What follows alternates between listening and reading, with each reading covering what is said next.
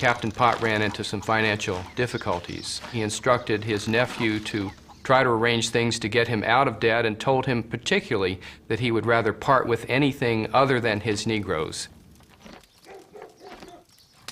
Yet in 1657, after 12 years of service, Emmanuel's family became Captain Pott's way to arrange things. Their family is completely disrupted, in fact destroyed, by Potts's economic insecurities. So that when Potts accrues debt, their younger child is sold. And later their oldest daughter, Anne, is sold for about 5,000 pounds of tobacco.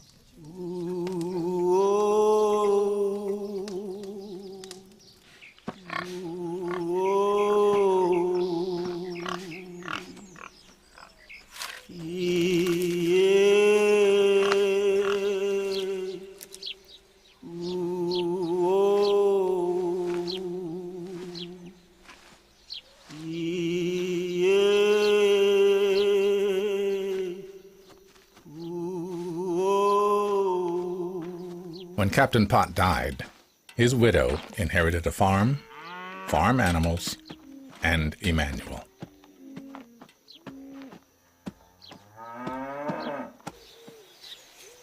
However, by 1661, court records show that Emmanuel had attained his freedom, leased 145 acres, and expanded his livestock holdings. Even if you get your freedom, as a black person, your life is not going to be like that of a free white person. Emmanuel Dragas gets his freedom. He leases land. He's got to pay many times what a white person would have paid to lease that land. He is not treated like your average free person. Race is really by now a factor and becoming a more and more significant factor. By 1665, Maryland and New York had legalized slavery. 3 years earlier, Virginia lawmakers decreed, "All children born in Virginia shall be held bond or free according to the condition of the mother." Even children of, say, a white master and a slave woman, it makes those children not free, it makes them slave. It makes them chattel, it makes them valuable. It makes the white father a slave owner of his own children. Black men and black women raised thousands of mulatto children as families. That love of children transcended the pain and the horror of how that child was created. Unlike some Europeans who created these children and saw their lives so meaningless and insignificant that they sold them no differently than any other slave.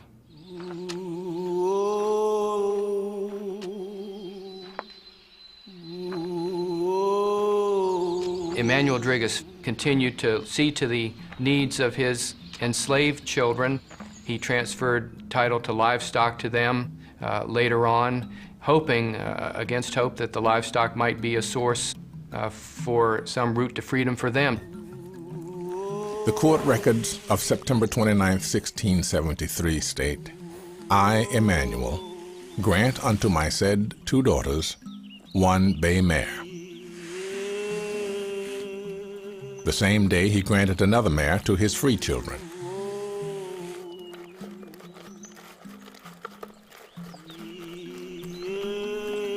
Despite his efforts, Emmanuel could not free Thomas and Anne, the son and daughter sold by Captain Pott. However, because Thomas married a free black woman, his children were born free.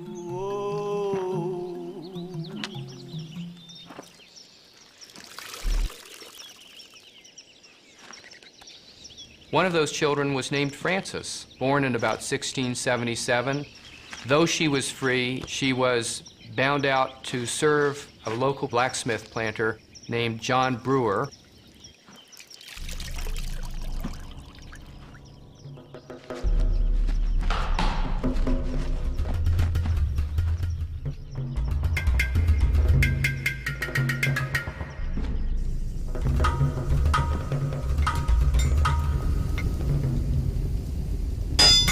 Frances entered the service of the blacksmith in 1694. Later that year, she found herself in court, charged by John Brewer with the sin of fornication. No partner was named.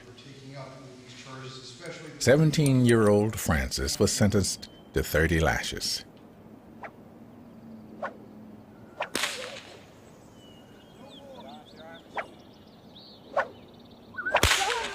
In addition, her servitude to Brewer was extended for 2 years.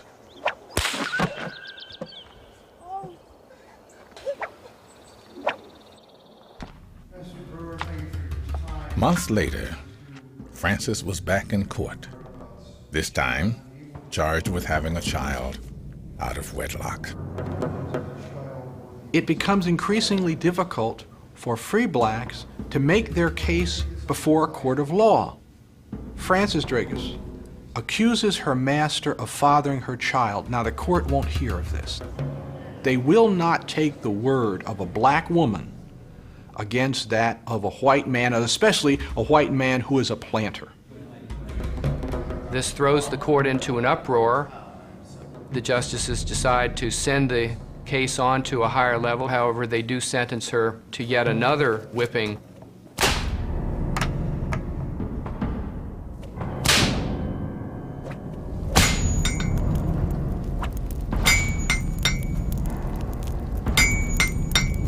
Her master, John Brewer, decides he's had enough of Frances and assigns her to another man. Frances brings a court case against this move. Judges were still unlikely to accept the testimony of a black woman against a white man. Undeterred, Frances argued that Brewer was conspiring to place her in a community where her status as a free woman would not be recognized. The letter binding Frances to Brewer was ruled invalid. Frances actually wins her suit and she's released from the terms of her indenture. Frances is really extraordinary because there are very few black women who are able to use the courts in the way that she does.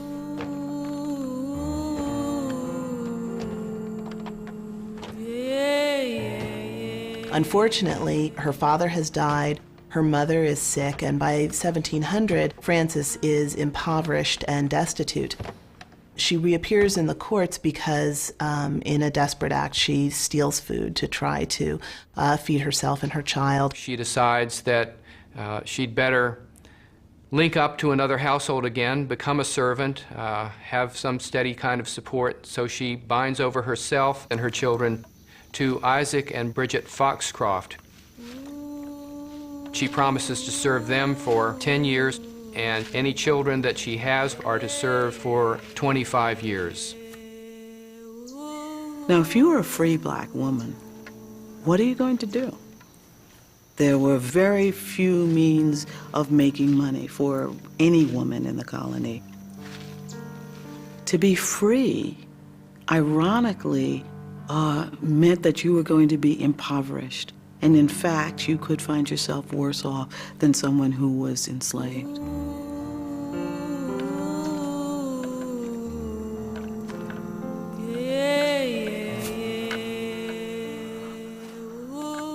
Isaac Foxcroft had promised Frances freedom upon his death. However, when he died, his widow assigned Frances and her children to another master. Again, Frances sought justice. Without a document and only her word for evidence, the court ruled against her. After 1704, she disappeared from the public record.